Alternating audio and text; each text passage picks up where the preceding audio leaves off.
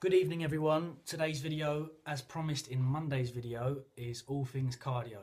Which is better, high intensity interval training versus low intensity steady state cardio? Now the general consensus amongst the fitness industry and bodybuilding in particular is that LISS, which is the low intensity steady state cardio, is the more superior.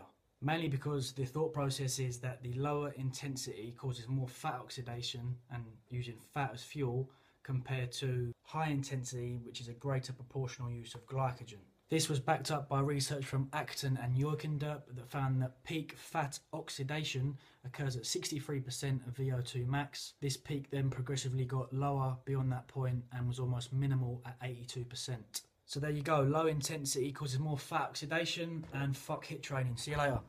If only it was as simple as that. What people fail to understand and what studies rarely look into is that fat oxidation not only occurs just primarily during training, but also 3 to 6 hours, 24 hours and weeks after. Now this is when HIIT training starts to get people's attention. Falane's team looked at fat oxidation at the 3-hour mark after training. He observed two groups.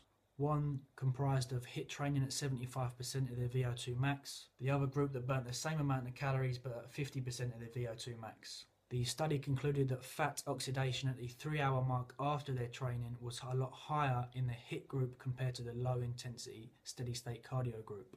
So there you go, high intensity interval training is a lot better because you burn more fat at the end of the session. Cheers, see you later.